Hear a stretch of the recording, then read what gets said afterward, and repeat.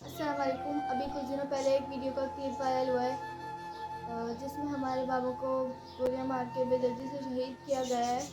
تو ہمارا سوال آپ سب سے یہ ہے کہ کیا قصور تھا ہمارے بابا کا جو ان کو گولیاں ماری گئی اتنی بے دردی سے ان کو شہید کر دیا گیا. ہمارا کیا قصور تھا جو ہمارے باپ کو سایہ ہم سے چھین لیا گیا. رمضان چل رہے ہیں، سب اپنے گھر والوں کے ساتھ مزے کر رہے ہیں، رمضان کی برکتیں لوٹ رہے ہیں، عید کی تیاریاں کر رہے ہیں. اب ہم کیسے منائیں گے عید؟ ہمارے سر پہ تو ہمارے بابا کا سایہ ہی نہیں ہے، ہمارے ساتھ تو ہمارے بابا ہی نہیں ہے.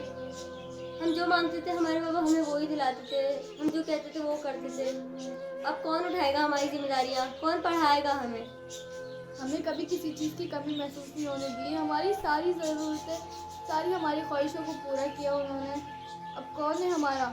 بسم اللہ الرحمن الرحیم.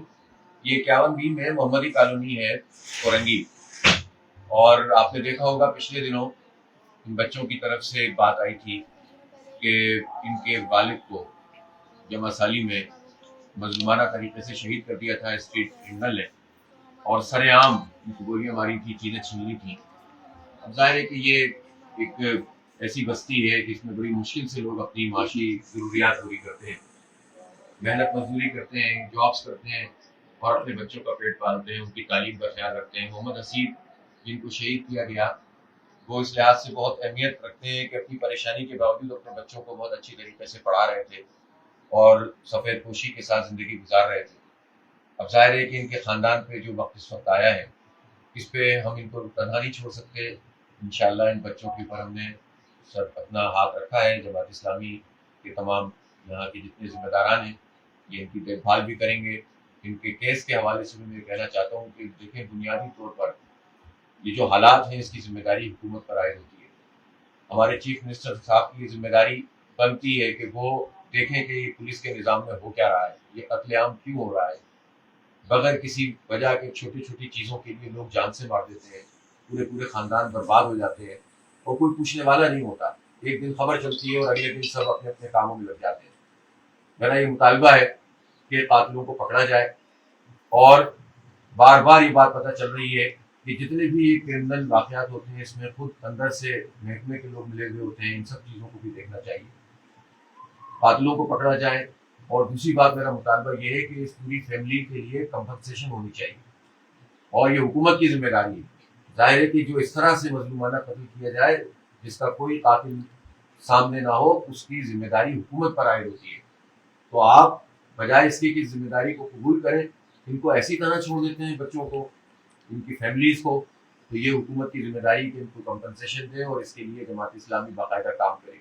اور میں یہاں اس موقع پر یہ بھی کہنا چاہتا ہوں کہ جماعت اسلامی ایک اپنا باقاعدہ شعبہ بنا رہی ہے، ایک ڈیسک قائم کر رہی ہے، اور پورے شہر میں جو واقعات بھی اسٹریٹ کرائم کے ہو رہے ہیں اور اس میں لوگ جان سے جا رہے ہیں یا معذور ہو رہے ہیں، نہ صرف یہ کہ ہم اس کی دیکھ بھال جو اپنے طور پر ہو سکتی ہے تھوڑی بہت وہ ہم کریں گے، لیکن اصل میں ہم حکومت سے ان کے لیے لیگل جتنی بھی کارروائی ہے وہ بھی کروائیں گے. اور دوسرا ان کی کمپنسیشن بھی ہونی چاہیے. یہ تو کوئی بات ہی نہیں ہے کہ یہ لوگوں کو اس طرح سے چھوڑ دیا جائے. تو وہ باقاعدہ ایڈریس کام کرے گی اب، اور انشاءاللہ ہم اس شہر کا مقدمہ لڑیں گے. یہ بچے ہمارے بچے ہیں، بالکل ہمارے بچوں کی طرح ہیں.